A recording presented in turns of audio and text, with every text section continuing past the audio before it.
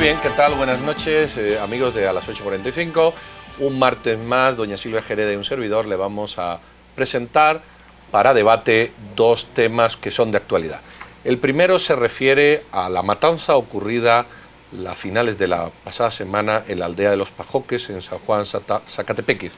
Como ustedes saben, 8 miembros relacionados, prácticamente todos de la misma familia, con relaciones familiares, fueron asesinados brutalmente por una turba que los acusaba sustancialmente de estar trabajando o relacionados con la empresa cementera. No es la primera vez que esto ocurre, el conflicto ya viene de años atrás y pareciera que el conflicto se ha traducido en el ejercicio impune de la criminalidad por algunos mafiosos que lideran determinados grupos.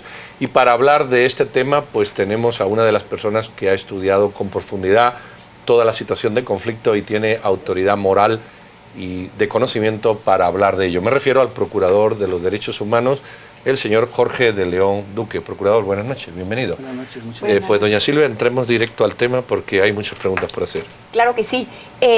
Yo quisiera antes poder situar en el contexto de lo que se está viviendo en esta comunidad. Este caso inicia y arranca en el año 2007 y a partir del 13 de junio se tienen documentadas ya las primeras presiones del diputado Amílcar Pop, quien solicita al Ministerio de Comunicación toda la información relacionada con el anillo regional, que es una carretera que va a cubrir 8 departamentos, 419.5 kilómetros, y posteriormente, 3 días después, el CUC, Comité de Unidad Campesina, con Daniel Pascual, se une a otra manifestación, siempre en esta área, exigiendo también este mismo listado. Sabemos que se creó una mesa del diálogo para el 24 de junio, que el gobierno se opuso a dar este listado temiendo que la gente que había vendido sus terrenos pudiera ser asesinada, y que usted, Jorge, fue una de las personas que avaló esta postura del gobierno en no dar acceso a la información, temiendo lo peor para estos pobladores.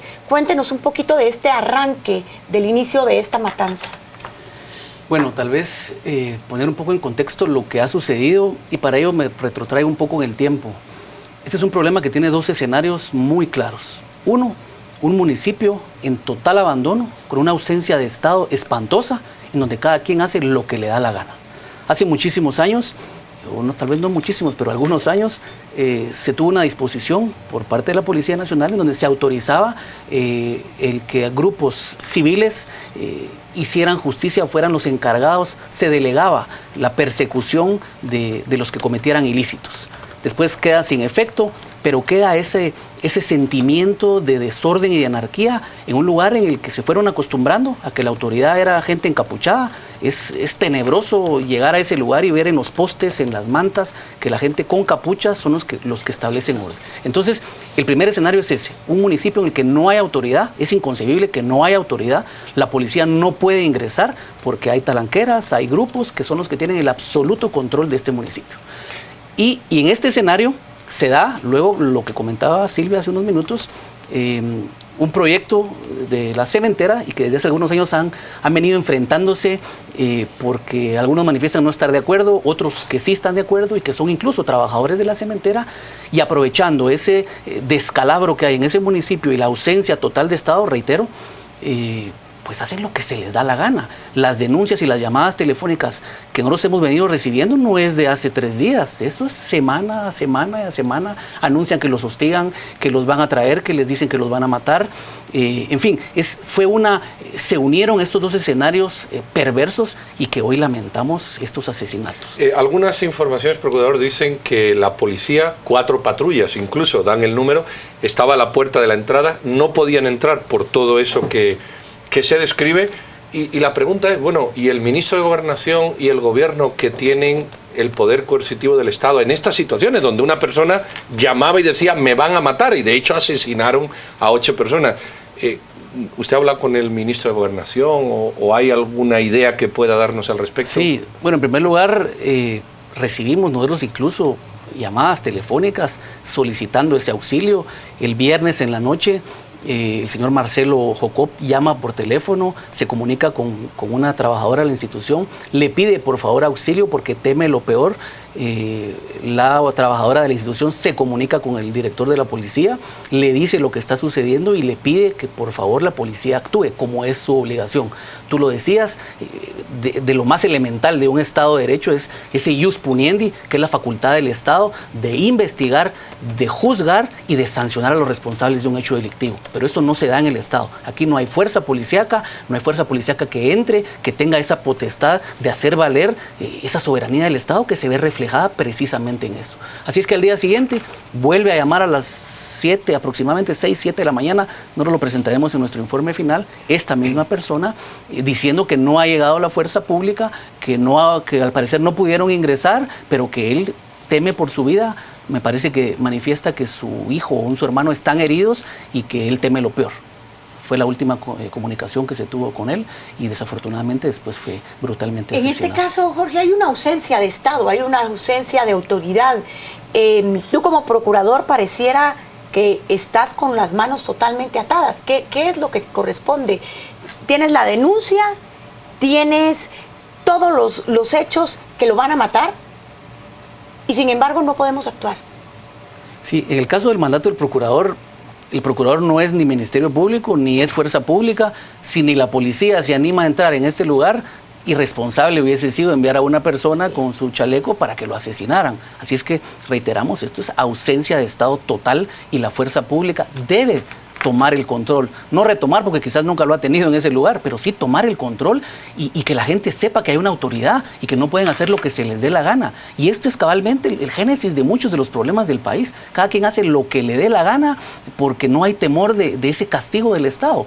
Y eso es lo que hoy vemos con muchísima preocupación. Nuestro mandato el día de hoy es acompañar, verificar y fiscalizar la gestión administrativa, que es el mandato del procurador, y esa impotencia que siente el ciudadano de no poder hacer más, de ver cómo esta situación ha rebalsado ya los parámetros de lo aceptable, y hoy vemos con muchísima preocupación. Y eso sí, hay que ser muy tajante en establecer que si hay órdenes de captura, y eso significa que hay elementos suficientes para aprehender a los responsables, se debe ser muy tajante con esto, sin importar quién sea ni a qué institución pertenece. Jorge, en este caso, por ejemplo, vemos a un Daniel Pascual, líder del CUC, así como el diputado Amílcar Pop, que están en muchísimos de los conflictos más graves que hay en Guatemala. Hoy sale el ministro de Gobernación diciendo que Daniel Pascual es la línea directa de la responsabilidad en este hecho. En este caso, tú como procurador, ¿qué posturas tienes ante ver tanto un funcionario público como un líder campesino que recibe inclusive financiamiento internacional y lleva la bandera de derechos humanos? Sí, en este caso, si hay evidencia para que un funcionario se anime a hacer semejante acusación, y si tiene los elementos, debe presentarlo ante los órganos correspondientes. Y reitero, aquí no importa si se trata de un militar, de un empleado de la cementera, de un miembro de un líder de determinado movimiento, nadie es superior a la ley, y bajo esa premisa caminaríamos en una Guatemala mucho más justa, mucho más humana, y una Guatemala en paz, que es lo que todos anhelamos. Pero con este tipo de conflictos lo que hacemos es seguir promoviendo mucho más violencia, mucho más odio, y hoy, reitero, lamentamos la pérdida de 11, me parece que son ya las víctimas mortales. Procurador, tú fuiste testigo de esta información que pedía tanto Daniel Pascual como el diputado Amílcar Pop de una manera insistente. Querían exactamente las listas de las fincas, las personas que habían vendido a la empresa. Esto es una cosa que se ha negociado y que creo que a ti te la depositaron y tú no la quisiste dar porque nadie garantizaba su seguridad. Sí. Una de estas familias es la que ha sido asesinada. Sí, ¿Ha podido haber filtraciones de eso? Lo que hubo es, dentro de esa mesa que hace un año llevábamos a cabo en la institución del procurador, precisamente intentando llevarlo a una mesa de diálogo como gente civilizada, se nos hizo la solicitud que por favor ellos querían tener el listado y que lo depositaran en el Procurador de los Derechos Humanos bajo mi responsabilidad. Yo dije que yo no aceptaba eso, que quién me iba a garantizar a mí el respeto a la vida de estas personas, y por lo tanto me rechacé rotundamente a hacerlo, y esa fue la postura también del gobierno, que creo que fue muy sensata en hacerlo. Hoy desafortunadamente se dice, porque todavía no hay una versión digamos cierta, en que se estableció ya quiénes son las personas que vendieron y que hoy se están cobrando por haberlo hecho. La mesa del diálogo, tú dices, se estableció una mesa del diálogo. 7 años dialogando. ¿Qué ¿Queda algo por dialogar o es una mesa dilatoria? O en las que ha participado, ¿cuál es tu percepción? Porque aquí se habla del diálogo, pero el diálogo no puede ser eterno. En algún momento hay que tomar una decisión, una resolución. ¿De verdad se quiere dialogar? ¿Hay algo de fondo que dialogar en todo esto? Yo creo que debiéramos de establecer un diálogo con genuinos representantes de estas comunidades, porque como es y ha sido muy común en este país, algunos se arrogan esa facultad de ser los que representan a todos los grupos, a todas las comunidades, y cuando uno está en el campo se da cuenta que no es así, que hay gente que está a favor de un proyecto determinado, digamos, no necesariamente el caso de la cementera, de hidroeléctricas, etcétera, pero algunos grupos, en algunos casos, y este caso de San Juan es uno de ellos, hay grupos que bajo la amenaza, bajo la presión, y teniendo además la potestad de incluso asesinar, generan un terror y una zozobra espantosa. La gente que ha vendido, e incluso nos decían en una de las reuniones, ha llegado a manifestar y a oponerse a las ventas, y nos ha llamado la atención que después nos dicen, es que nosotros sí ya vendimos, pero no nos atrevemos a decir que ya vendimos porque nos puede costar la vida y se amenaza a nuestras familias también. O sea que es un caso Jorge, espantoso. A mí me llama, por ejemplo, en el caso de Marcelo Pajoc, él estaba liderando una organización en contra de la violencia. Había recibido múltiples amenazas. Y hay un hecho que yo quisiera que analicemos, el tema de las torturas sufridas por toda esta familia. Sabemos que desde un padre de 90 años hasta un sobrino de 18 fueron asesinados. En el caso de las mujeres, lograron huir con sus 7 hijos. Sin embargo, las mujeres fueron desnudadas, les cortaron el cabello, se los arrancaron, más bien que uno sabe muy bien que para un indígena la humillación máxima es despojarlo y arrancarle su cabello. Sabemos que en el caso de los hombres inclusive se les colocó crazy glue en el ano. O sea, ese es el tipo de violaciones. Estamos viendo violaciones que ya llegan a un tema de torturas como las que se practicaban en el conflicto armado. ¿Qué es lo que está pasando, Jorge, para que lleguemos a una sociedad tan extremadamente violenta? Es una degradación indudablemente que tiene que ver y debemos regresar forzosamente a esa impunidad con la que se actúa. Si saben que pueden actuar con total impunidad, con ese total salvajismo, sin que haya autoridad que los persiga y que tengan que responder ante un juez, hacen lo que les dé la gana, y esta muestra de ese salvajismo y de esa hazaña es reprochable desde todo punto de vista, y reitero, debe caer todo el peso de la ley sobre los responsables, sin importar quién sea ni a qué institución pertenece. ¿Y cómo reconocer a los encapuchados, por ejemplo, Jorge? Hay muchas investigaciones, el Ministerio Público está investigando. Les cuento que el sábado mismo recibimos en la institución a más de 15 personas que llegaron a dar testimonio. Obviamente por razones lógicas no se puede decir qué fue lo que dijeron. Pidieron además, hoy han sido acogidos como testigos protegidos del Ministerio Público y presentarán su versión. La gente sabe quiénes son los responsables, los identifican, los conocen plenamente, y será parte del resultado de la investigación del Ministerio Público y como consecuencia, obviamente, las órdenes de captura correspondientes. No puedo evitar unas preguntas que vienen aquí que de alguna manera señalan a la PDH como inoperante o no suficientemente activa ante estas cuestiones. Las podemos leer, sí. Pero mire, ya eso lo sabían, ¿por qué A, por qué B? ¿Cuál es la postura del procurador ante estas críticas contra la Procuraduría, no contra el Ministerio Público o la policía? Sí.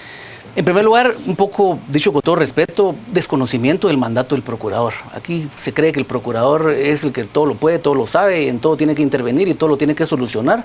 Y el mandato del procurador es claro, es la fiscalización de la gestión pública, los focos de conflictividad, y San Juan Zacatepeques lo hemos venido diciendo desde el inicio de mi mandato, lo dije, es un foco de conflictividad, hay que ponerle atención, y es lo que hace la institución del procurador. Pero el procurador ni es policía, ni es Ministerio Público, ni es juez. Entonces se comprende, digamos, porque hay, dicho, reitero con todo respeto, desconocimiento de lo que hace la institución, pero no nos garantizamos y protegemos derechos, pero ante a un lugar como este, San Juan Zacatepeques, en el que ni siquiera la fuerza pública se anima a entrar y hay una ausencia total de Estado, ¿qué puede hacer la institución del Procurador de los Derechos Humanos? Hay otra pregunta aquí que dice, ¿no se puede denunciar al ministro de Gobernación y a la Policía Nacional de Civil por delegación de auxilio? Es decir, se sabía que iban a matar a unas personas y el ministro, el gobierno y la policía no hizo nada.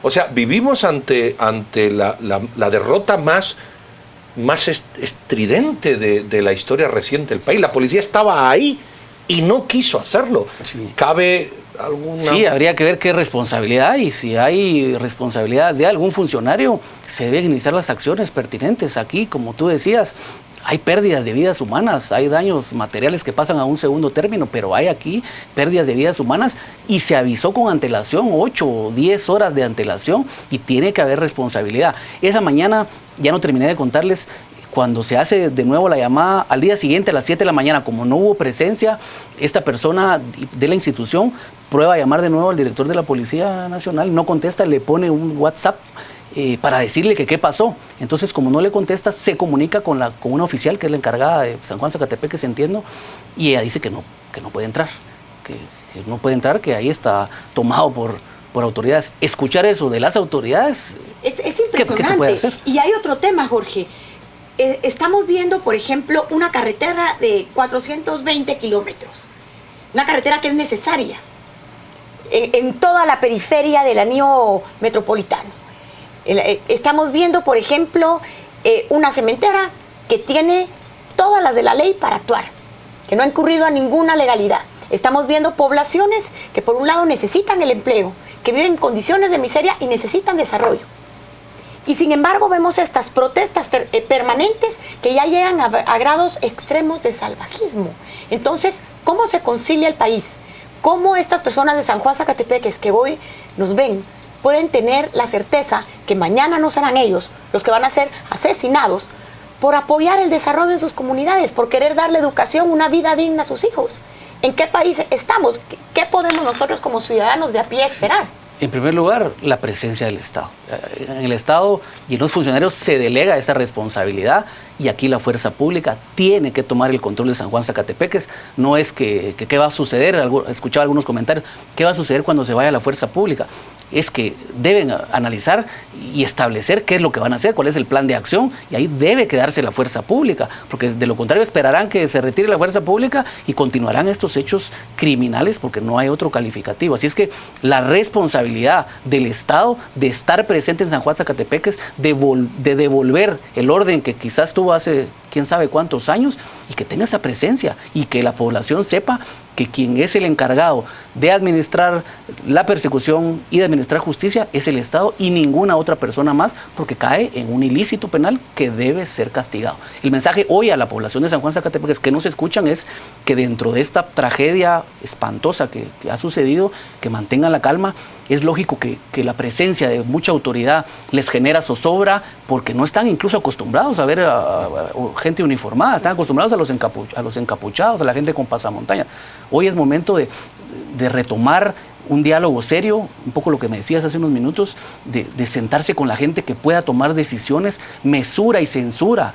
Mesura y censura para esos liderazgos que son nefastos, y mesura a la hora de sentarnos en una mesa, que haya respeto, y que sepan que con declaraciones, con insinuaciones, se está jugando con la vida de los guatemaltecos, y eso no se vale. Hay una última pregunta, apenas 30 segundos. En estas mesas que se hacen de diálogo, o mesas de seguridad, o mesas en las que tú participas, ¿participan también ONGs?